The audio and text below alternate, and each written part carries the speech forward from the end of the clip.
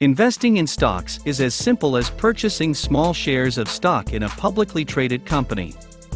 The firm's stock is made up of little shares, and investing in it is a wager on the company's long-term growth and performance. As a result, your shares may gain value, and other investors may be willing to purchase them from you at a higher price than you paid. That way, you make some profit. This video will explore ways to start investing in stocks. Before we continue, please subscribe to our YouTube channel by hitting the subscribe button below.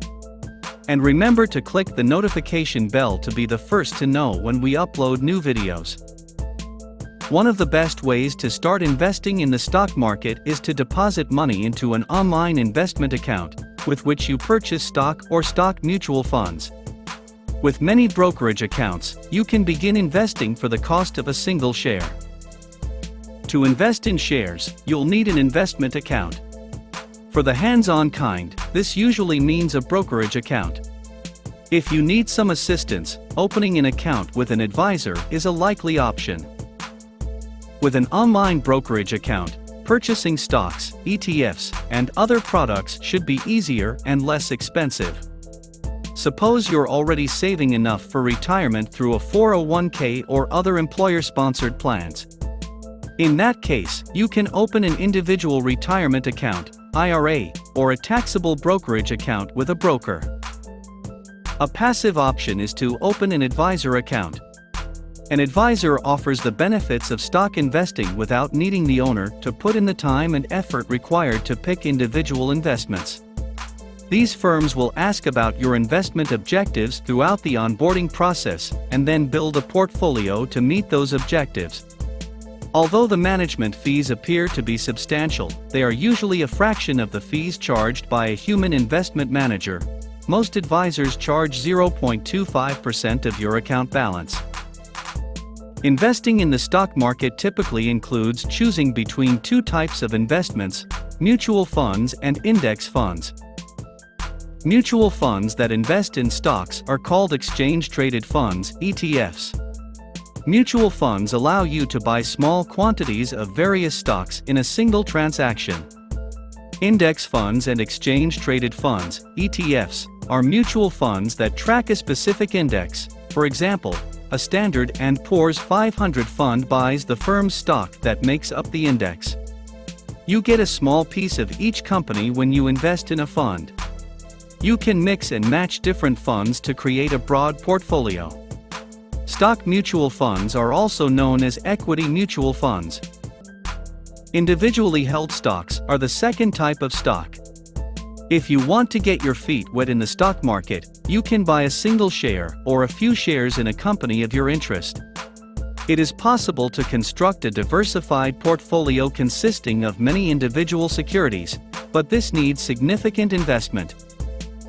Stock mutual funds have the advantage of being naturally diversified, thereby reducing risk.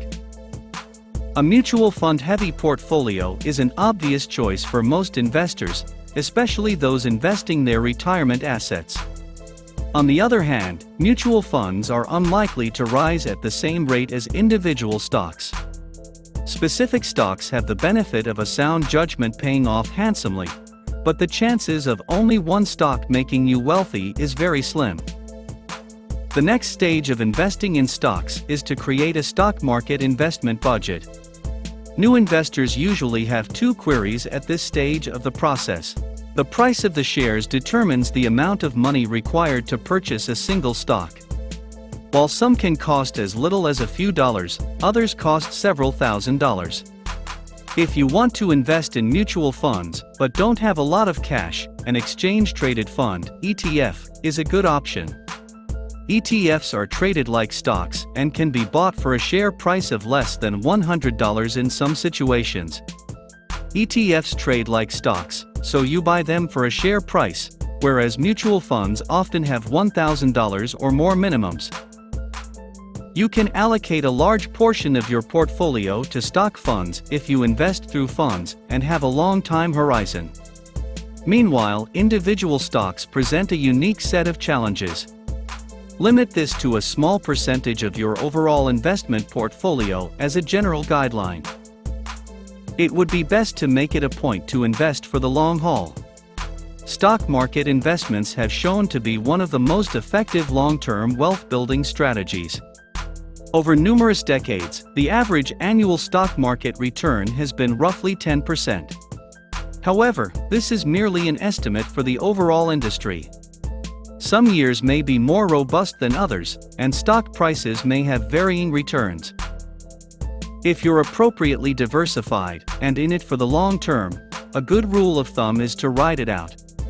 Long-term investors should invest in the stock market regardless of the outcome daily or yearly as they're searching for the long-term average. After you start investing in stocks or mutual funds, the best thing you can do is ignore them. Unless you're aiming to beat the odds and succeed at day trading, it's wise to avoid the habit of looking at how your stocks are performing numerous in a day. While worrying over daily fluctuations isn't healthy for you and your portfolio, you'll need to regularly monitor your stocks or other investments. If you're approaching retirement, you might want to consider shifting some of your stock assets to more conservative fixed income investments. If your portfolio is heavy in one area or business, consider buying stocks or funds in a different sector to diversify it.